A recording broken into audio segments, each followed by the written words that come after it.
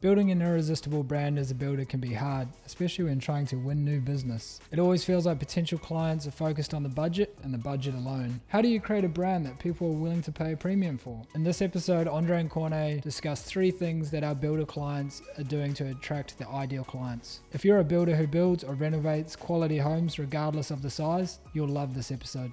So we just came back from a long weekend. The whole team had a bit of rest, which is awesome. And last night I texted you, said, remember it's Tuesday, we're doing the podcast, right? That's our goal now, is to shoot a podcast every single Tuesday. And I texted you and I said, we have to talk about this topic, okay, this topic. And then this morning I stood in the shower and it came to me about this whole, how do you create an irresistible brand? And the reason why I thought about that is because my wife and I, we went for a walk yesterday with the baby. We just had to get the baby out of the house. She was getting like she just wanted to get out. Honestly, she was getting moody. I know that feeling. Yeah, Andre knows that feeling. So we both, for the viewers and listeners, we both just had babies. I had mine in Feb. Andre had his in April. Yeah. So anyway, Laura and I were out there walking and so on. And I don't know how the topic came up, but I know why. Because yesterday morning I went for a cycle and then I saw the owner of of Hellenica in Brisbane. Okay, and Lara's like, I thought he lived in Brisbane, and I'm like, no, I thought he lived on the Gold Coast. But anyway, then we started talking about the Carlisle, the hotel, and Lara asked the question like, how? I mean, it's pretty up there in price. A lot of it's not just a cheap hotel. Yeah. People don't go there looking at the price. They go there for the experience, and you've been a few times. Like, why do you go there? I think it's just one of those places where it's like a breakaway, but it's a place that my wife and I, we just love to go because we know the food's good. It's a good feeling when you get in there. It's a good experience, and it's just a day or two that you just you can just reset and it's weird because it's kind of like it's in a city. Yeah, it's not even far from the Gold Coast, so it's not even... It's not in nature, so you'd think to break away, you'd go to nature or to a farm, just get out of everything. But it's kind of cool because you go to this urban jungle, but it's just like, it's this cool feeling, it's like this different type of life, like a movie, Hollywood life in a way. Yeah, and it's like cool restaurants and all that kind of stuff. And I think the point I'm trying to make is, what my wife was trying to make yesterday is, how do you pay so much for a hotel? And it really got us thinking, and it's about what people value and all those kind of things. So we won't go into that direction today. But then I told her, it's because they've created an irresistible brand, okay? And how they did that, is what we're going to uncover in today's podcast. And kind of how you can kind of take that to your business as well. Yeah. Creating that irresistible brand. Yeah. As well. So back to me in the shower, that's what I was thinking about this morning. I was like, how do we put this together? Yeah. And we've got some awesome stuff. And it all ties in with another conversation we had with a builder in Adelaide late last week. So Andre and I had a Zoom session with him. We're planning something really cool, a bit of a surprise, and which you guys will know about pretty soon. But we're heading down to Adelaide pretty soon for a builder workshop with the builder's coach, Kurt. And anyway, so we thought, okay, let's do something with this builder. And he said something to me that really stopped me. I had this big aha moment. I'm like, wow, all the builders, all our clients, prospective clients, they need to know what he said. And we'll obviously uncover that later on this podcast. So Corné, we've got 3 topics that we want to uncover today in the podcast on how to build an irresistible brand. Yeah, that's a big word, that one. By the way, English is our second language. Andre and I, we always speak Afrikaans to each other. So us just talking English to each other right now, it's like quite weird. It's different. But yeah, so I mean, the first one I think that we want to talk about is having a great client experience. And that means you have to have a good business. You have to deliver an amazing product, like an end outcome. Okay, so for builders, that is a new home or an extension or a renovation, whatever your focus is, you need to deliver on what you set out, and you need to over-deliver. You need to deliver it in a way that clients just love what you've done. Okay, so there's no trick here. It's simply being a good business. That's right. But like, if you're talking about irresistible brand, Give us an example. Like, what's a brand that you always think of that kind of gives you that feeling of like, man, like I just love them. Yeah, because I think a lot of people look at marketing as a kind of like a silver bullet, a way to fix your business, okay? But the thing is, if you don't have a good business, if you don't have a good product or service, the marketing is not going to do it any justice. It'll probably make it worse, right? So for example, let's bring it back to the Carlisle. Let's say their marketing is good, whatever their marketing is. And let's say people go there and the whole check-in experience is horrible. And they get to their room and stuff is dirty. And then they go to the restaurant and, then they're like, yeah, I've got a reservation. And then there's no reservation for them. And then they've got to wait. And then they go away from that weekend. How are they going to feel? Not so good. Yeah. They're going to be pretty down and out about it. Yeah, so it doesn't matter how good the Carlisle's marketing is if they don't have a good product or a good business.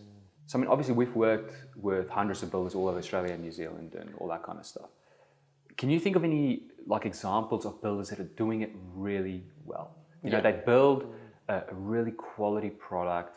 Their clients just love that experience. Yeah, there's quite a few builders I can think of, but there's one specific Gold Coast builder that I've noticed, like working with them, because you get close and personal, and you kind of see the journey that clients go through, but as well as like talking to their clients when they're not around as well, and you hear these specific things that really gives you an insight into the brand.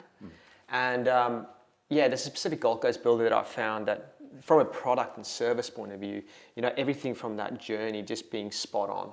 So they build quality projects, but it's not just that, it's everything from that journey when someone contacts them for the first time, that whole experience, how the client feels about it. And then, being into the build, and then afterwards, and then after the build as well, how clients are even like super happy then. And obviously that shows a quality product, but also a really good experience throughout. Yeah, so I mean, that brings it back down to builders. I mean, what can builders take away from what you just said? If you don't have a process from new lead to like the end and beyond, you've got to look at that. You've got to go map that out. What does that look like? I know, talking to some of our builder clients, especially the ones that are a little more involved on site sometimes and so on, and they don't have, especially new builders that come on board with us, they don't have like systems in place to deal with new inquiries. Yeah. So they kind of like let that slip a little bit. Yeah. So I think it's really important to map out what does that look like when someone inquires with you and in what state they're in.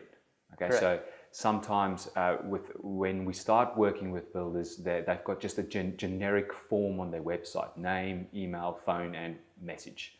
Whereas we like to put in place a request a consult questionnaire where we guide the prospective client through a set of questions so that our builder clients can qualify them better. So there's two different people there. How do I say this? So the inquiries that come in, they're in two states of minds. The one that just put in the name, email, phone, and message versus the one that did a very particular questionnaire. Yeah. They're in different mindsets. So mapping out from that point, what does it look like? Do you contact them within a couple of hours saying, we've got your inquiry, the next step is this or this or this? Keep guiding them through the process. So I think that's something really important that builders should always do. Yeah, it's exactly like you say there. It's like understanding who that person is and that whole journey. If you can just go down or like map out on a piece of paper, literally that whole journey, and then at each point go, how is that client feeling at that moment? Yeah. So it's like you said before, the state of mind. So it's when they're inquiring, it's like that, okay, where am I going to go with this? Who's this going to who am I contacting here? So it's kind of going each way and then trying to create a feeling with how you service them in that moment. So when they inquire for the first time and you contact them the first time, what are the things that you need to say to make them feel good in that moment? Same as when you deliver the product at the end, the build. They're excited, but also they've just invested so much money in you. So you got to go, how do I make that product? Because at the end, they're not going to remember just the build that you did for them. They're going to remember that whole experience. Yeah. So you've got to understand their thinking, their emotional state at every point throughout. Yeah. Yeah, and I think that's a good one. A really good close friend / client of ours, we have obviously that monthly breakfast, which is coming up in a few days. And he mentioned a few breakfasts back, he said to me that it doesn't matter what you say to someone, it's how you make them feel. Bang, so, that's bang on. Yeah, and I think that's really important for builders to remember. I mean, we can communicate, and whenever we talk to and start the story development session process with new builder clients, and we ask them what makes you different, they say quality and communication. And both those are like prerequisites. So communication is what you say and all that, but instead of just thinking that one dimension of what do I say, it's about what do I say? No, the thing you want to ask is, how do you want to make that client feel? That's what you're saying. How do you want them to feel? And then what do you need to say to do that? Okay. And most people that build homes, whether it's the second, third or fourth time, they're experienced in, like, as a client, you know, it's brand new to them again, this whole process. They're not builders. So we have to understand that, look, these people are not builders. How are we going to communicate to them? And I've noticed a lot of builders that communicate like builders, like they are communicating to another builder. They think the client knows what they're saying and so on. Yeah, that's where the term comes from, layman's terms, or how do they normally say it when you've got to articulate it in a way that's not, you're not talking to a builder, you're talking to someone that doesn't understand anything about it. Yeah. Yeah, and think about, how do you make them feel? Yeah, I mean, do you have any examples that stood out to you the last few years? What builders are doing to make people feel? There's a lot of examples, but one that comes straight to mind is, you know, as there's one builder that I'm thinking of, as he goes through the journey, he kind of takes note on things that really interests the client. Yeah. And then he kind of, whether it's like a sport or a hobby or something. And then what he does is he gets one of the team members to go and like do research on it and try and find that specific thing, whatever it might be. It might be a product, it might be whatever. And then he then forms it in a way that he then gives it to them at handover. So it's that little bonus that they never expected. And it kind of like, it's like putting that cherry on the cake. It's just making the cake finished. Yeah. And I thought that was pretty cool because it just makes them feel. But then also that then plays, I mean, this is more another topic, but then this kind of plays in with how the client remembers that experience. And every time it's like a point of discussion, because that object or product might be sitting in the home that was given by the builder. And every time this client gets people over, friends over, they're talking about this builder and how awesome the experience was. And that's like one of the things of just making them feel. But that you can do throughout the whole process. Yeah. You just got to be creative about it. Yeah, that's a really good tactic. That's good. And that means you've got to be very observant. And if they don't, I mean, look, if you're a builder, you're building a home. You're not building a house for someone. You're building a home. So it's that emotional thing. So you have to communicate more with clients. I mean, the opportunity is there to like ask about hobbies and so on, and which will make a better experience. Like, it'll create your product. It'll create a better product because now you're building a home with, you know, you've got things in mind that they actually love doing. You're telling their story through a home. That's right. Yeah.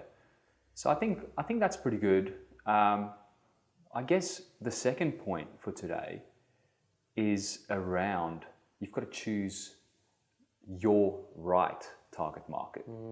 Now, every builder there is no right or wrong target market as a whole, but there's only a few right target markets for you as a builder. So how do you say for a builder is choosing that right target market? Because I can imagine in my mind, if I'm throwing it now just to a different perspective, choosing a target market might be like, oh, I'm building just in this area and I'm building for like, you know, 500 grand renovations. Yeah. Maybe professional people. So you mean like the whole niching kind of thing? Yeah. Is that sort of kind of like where you're going with it? Yeah, in a way. And there are a lot of dimensions to this whole niching kind of thing. And I'm thinking a lot about this, trying to uncover it, and, you know, because I'm interested in this industry and helping our clients and so on. So I'm trying to uncover this whole niche kind of thing. But traditionally it'll be around, okay, we build in this location for, let's say, professionals. We do extensions, that's what we focus on mainly. We'll do some other things. What else? Just some other attributions of people. But I'm trying to uncover it and go to that next level of niching down. And why niching? Just to kind of just go sort of step back. Why is it important to niche in the first place? Yeah. Well, there are a lot of good reasons why. I mean, one is you can drill down more in that specific target market. You can become more of an expert with that. You can build more trust because then people go, oh, they've built, that's what they do, that's what they focus on. So I think there's a lot of good reasons why niching down. I think traditionally speaking, especially for the builders that come up, you know, they do their apprenticeship and they go on. It's not like a white collar builder. They go to uni and they study. It's you know, they go through the ranks going like, I can build for you. I can build your house, as opposed to finding a group of people and then go, hey, I focus in this style of building, I can help you. Now, I think why this is important is like when you and I started this business back in 2011, I remember sitting there, you were in America and I called you and I said, and you just finished uni, you just went on a golf trip with Dad. And I called you and I said, we've got to start this business. Businesses need video. I mean, back then, very little people, businesses had video. And I said, look, people need video. And it's going to be so easy to sell because everyone needs it. It's going to be easy. I was part of some networking groups back then. And I still remember like, okay, next Wednesday, when I go to this networking group, I'm going to get up and say, hey guys, you all need a video. Because back then I was doing wedding photography for this business, at this business group, right? Remember? So I would get up each time and say, I'm a wedding photographer. That's and right. so on.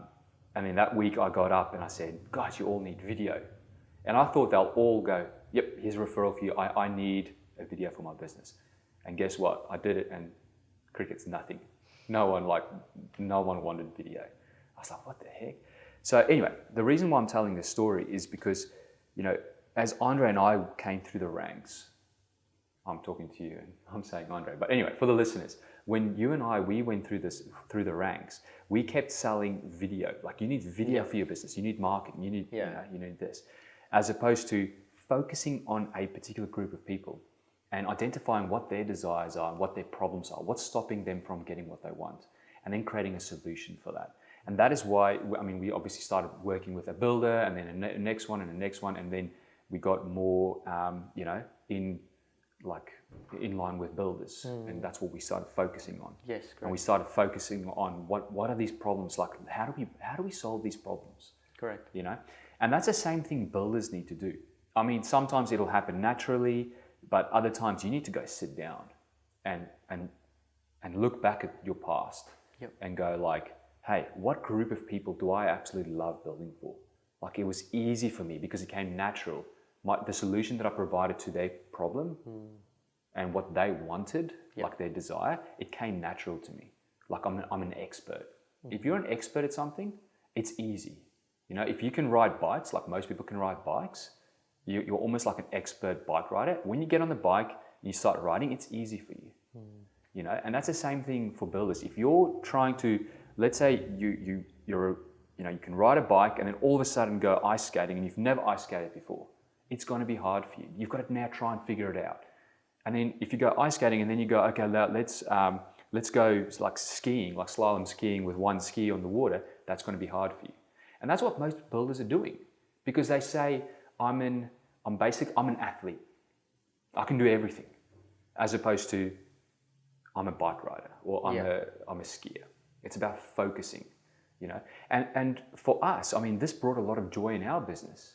We're enjoying it. The biggest benefit that I'm just thinking of right now is that the fact that you could get so used to the specific type of market that we're working with, and it made business a lot more easier rather than your head jumping everywhere. You know, back in the day, you know, we had everything from accountants to lawyers to vets to all these different industries, and your head's everywhere. And when you're going through the sales process, or if you're going through the delivery of, you know, the videos and the stories, your head is everywhere. Whereas where you could just focus on one industry, understand the problems, like you just said, it made things so much easier. Yeah, and you can drill down, right? You can become better. I mean, you love your golf. right? Absolutely. You don't jump around different sports every single weekend. You know, you choose your one or two. You play some golf. You play a little bit of squash with me sometimes. If I could, I would surf. I'd do everything. Yeah. And I'd go running with the boys. Like most of the team go running on Saturdays. But like, I've just realised, you know, being like a dad now as well and a family man, is I've got only this much time. Yeah. And I know golf is probably my favourite. So it's like focusing on that every week. I'm going to be able to grow that so much more than being everywhere. So why golf? Why golf? Yeah, why do you choose golf?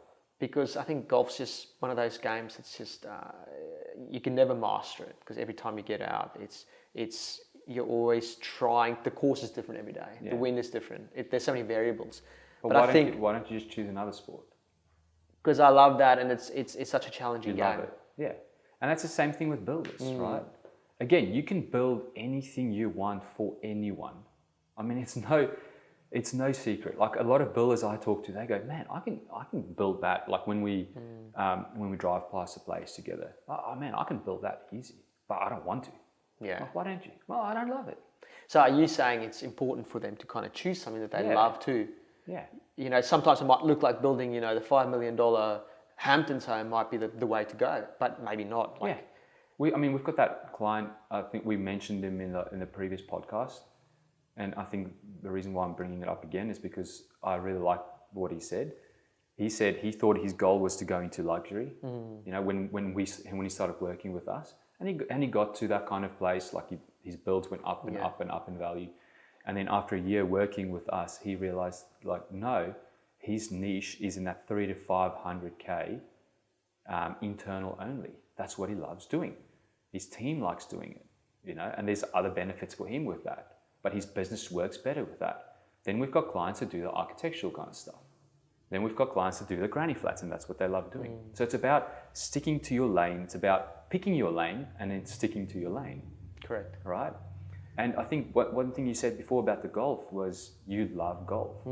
So as a builder, you need to go and sit down, all right? Put your freaking phone away, honestly, right?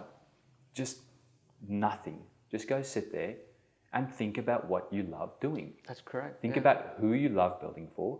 Think about what you love building. And then just note it. I mean, you don't even need to like write it down. You don't even need to take a journal with you, because it's got to be clear. It's got to be easy, simple. You know, for one of our clients, it's I love granny flats. Okay, I love building granny flats for people where the families can kind of like live together. So the parents can go live in the granny flat, and then the kids with their kids, the grandkids, can now go live in the main house. That's his niche. That's what he loves doing. So how would you say having, you know, being very niched and target, you've got your target market. So you know, number one, like you said, you know what you love to build. You know you've done it well, because you know clients have said, you know, this is awesome. You've really helped us here.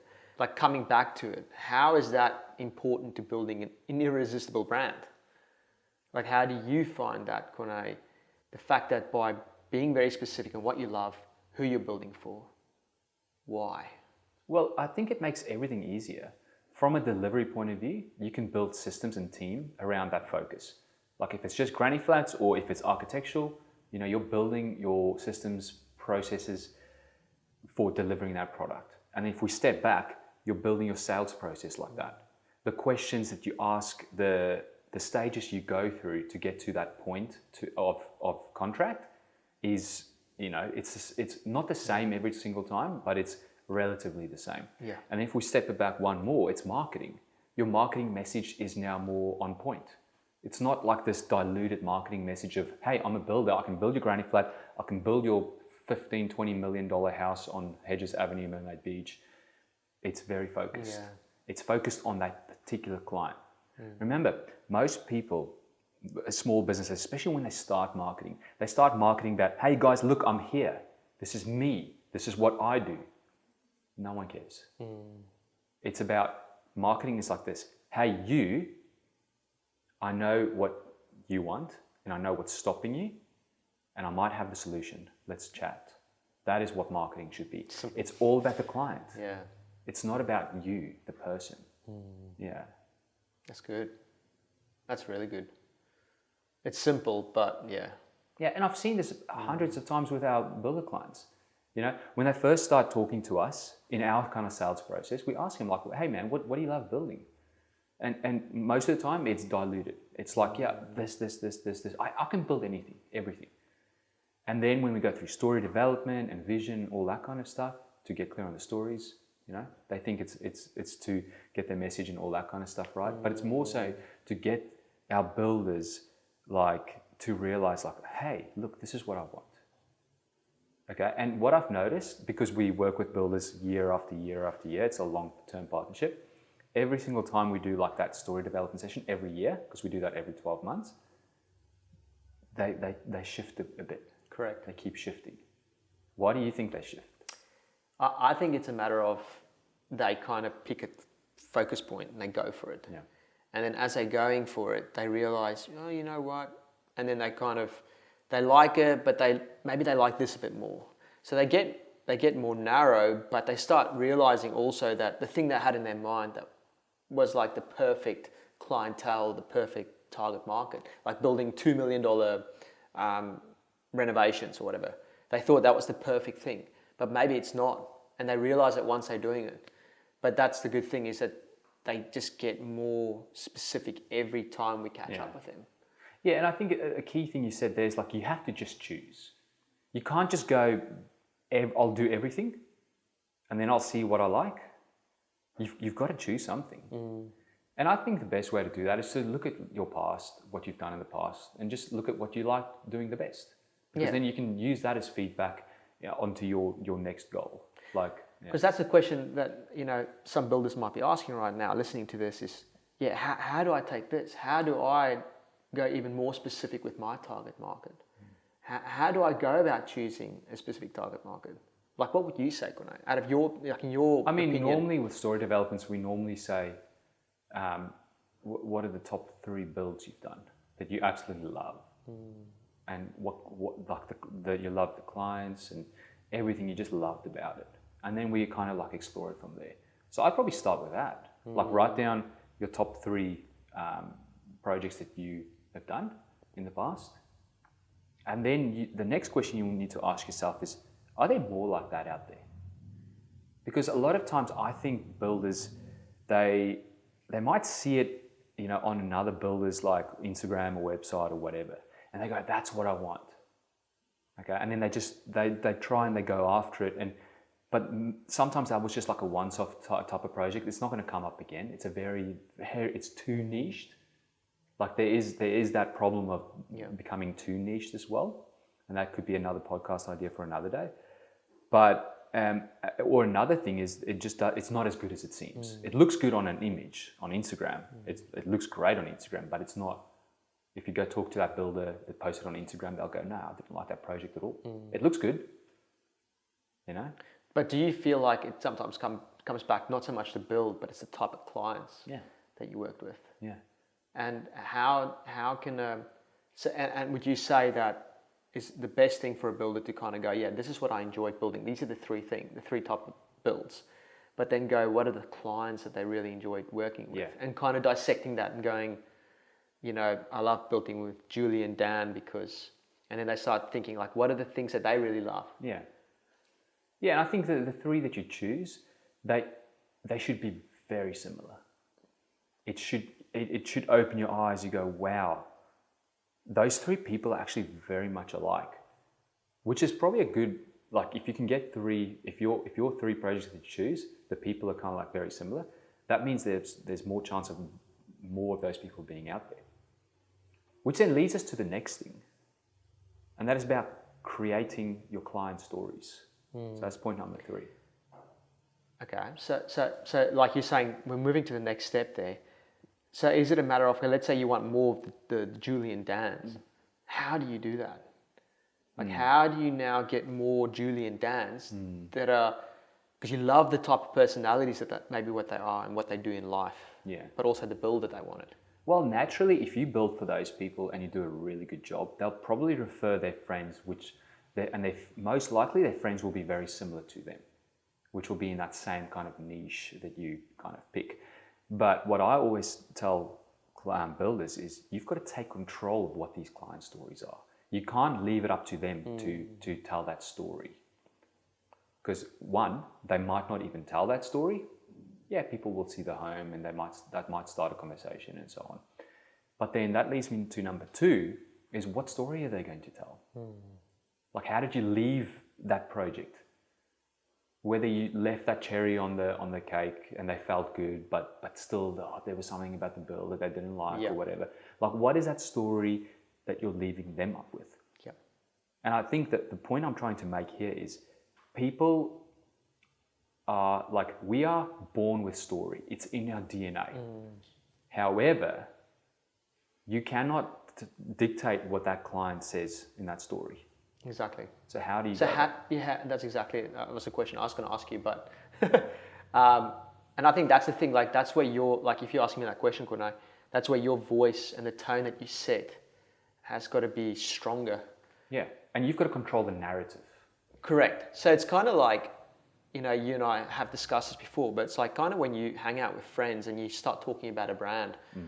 Let's say it's a product that you bought, like Apple or something, and let's say someone starts talking about Apple and they say something positive about it, that kind of starts making the narrative go towards the way, and then everyone starts sort of going, yeah, and this is great about this, and this is great about Apple, and suddenly you've got this snowball effect going. Yeah, and I've seen this the opposite way as well. Like, you might be sitting at a barbecue or whatever, and someone just says something slight, like, yeah, let's say they bought a MacBook Pro, and then they go, oh, but the battery, like, do you like the battery life?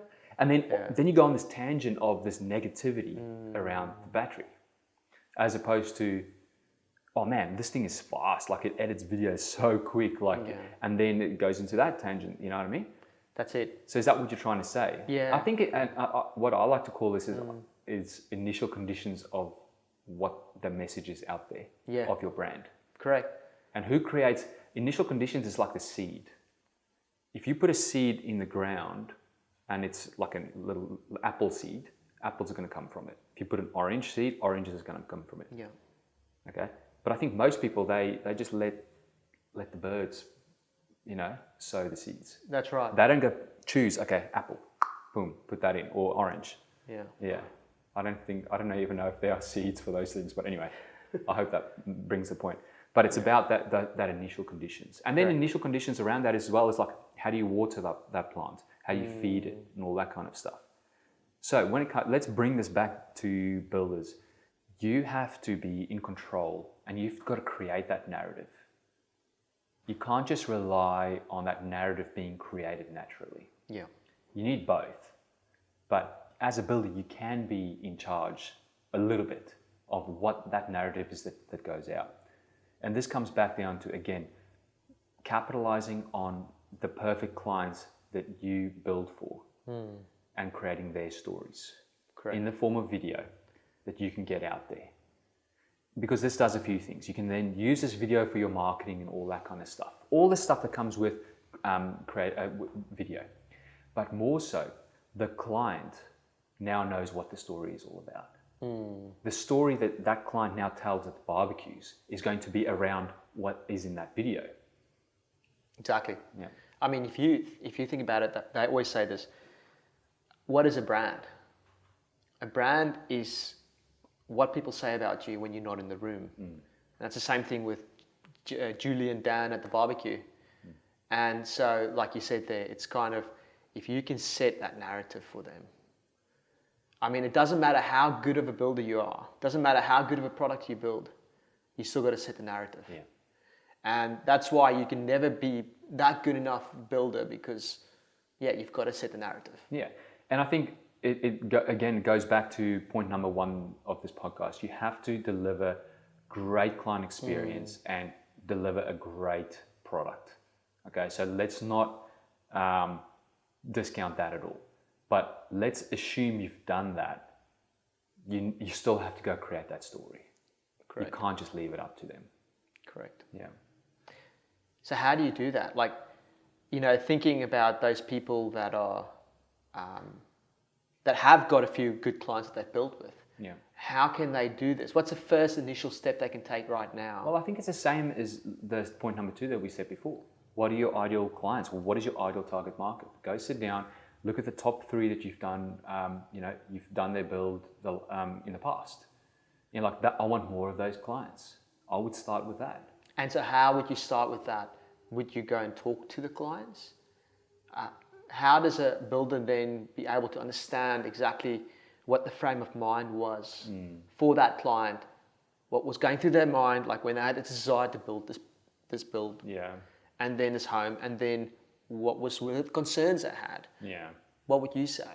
Well, I think there's a lot of power, and I think like we obviously spoke about this before, and this is obviously plugging what we help builders with, is about us creating those client case studies for them, because it's important to have this third party do it. Like you said before, a lot of builders, they watch their client stories that we create for them and they go, oh my goodness, I didn't even think about that. Like you always talk about this. Yeah, that's a big thing. Like we will sit in a story development the client, with our builder client, yes, and we'll get super clear on, who are these people they're targeting. And we'll get their side of the story. Right? That's right. We get their side of the story, and then we'll go, cool, yeah, we'll take care of it. We're going to go and film and create this case study story on your client, Dan and Julie. When we get to Dan and Julie's, it's funny when the builder client's not in the room, what they come out, because we sit there with them and we kind of like this situation. Yeah. We just have a chat about it. Yeah. But we take them through this whole structure. Very intentional structure that gets at that exact story out. And there's things that come out that they've never said to the builder. Now why does that happen? I've always thought about it, because I'm like, when someone dies, they'll give a eulogy, I think that's how you pronounce it, where they'll say how awesome this person was and how great this person was.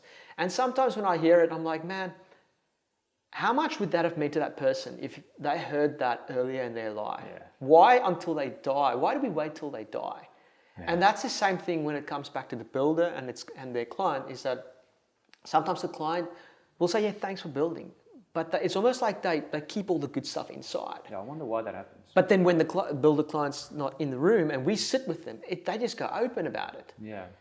And that's when we can pull out those golden nuggets, that when we create that into a story and we put that in front of the right people, then similar others can straight away relate to these, like Dan and Julie's. Yeah.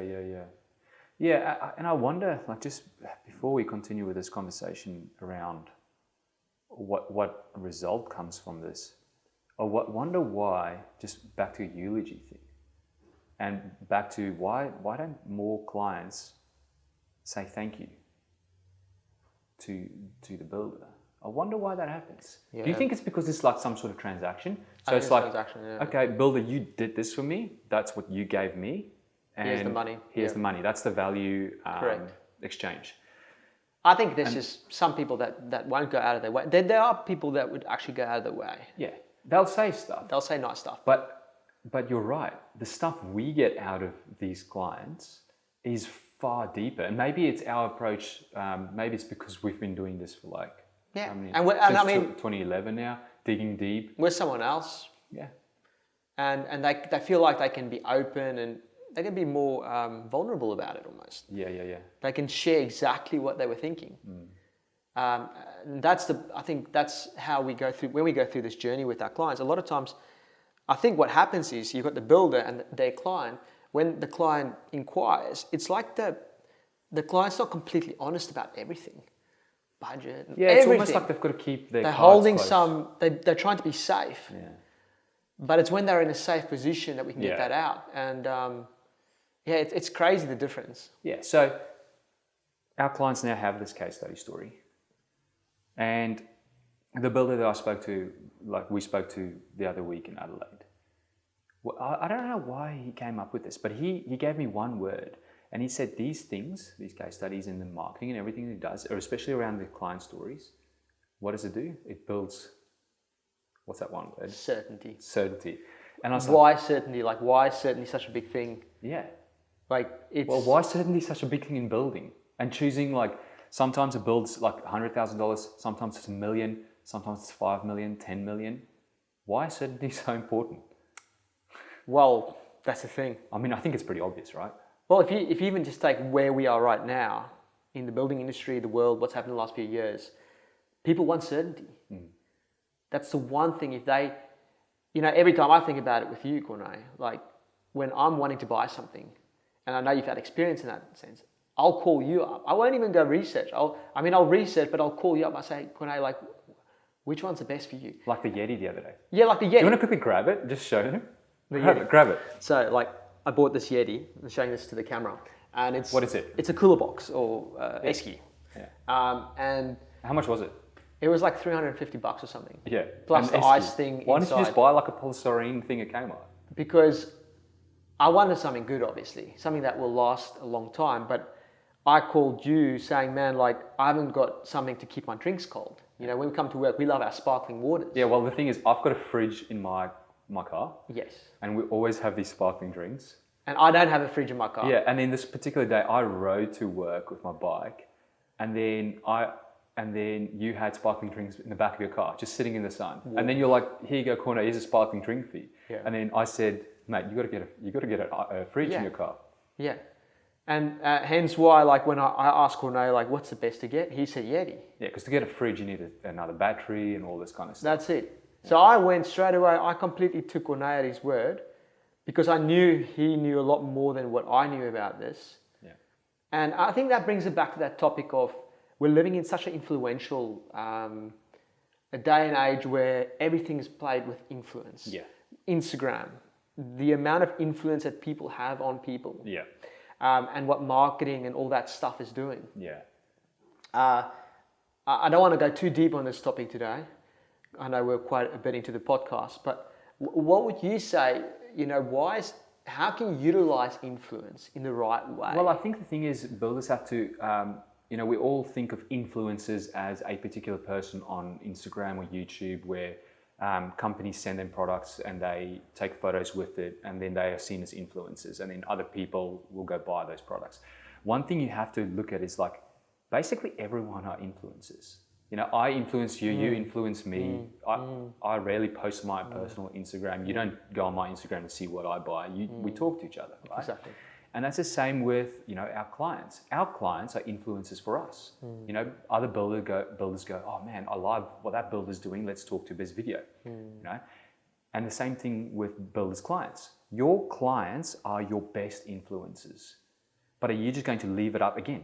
You've got to take control of the narrative and create that influence through your clients. 100%. Yeah. So, and again, if we bring it back to that one word called certainty, why do you want to build certainty? We just went a little bit off topic, but why do you want to build certainty with being a builder? Certainty. Well, certainty comes in every area of it. From you running your business, what it looks like ahead. Yeah. But what are you saying? Are you saying from the client's perspective? Yeah, from a client's perspective. I mean, you said it well. Like, the whole world is kind of weird right now. People want certainty. Correct. Why do people build? Well, they obviously desire a home, or they've got a problem. They don't like their current home, all that kind of stuff. Won't go too deep into that.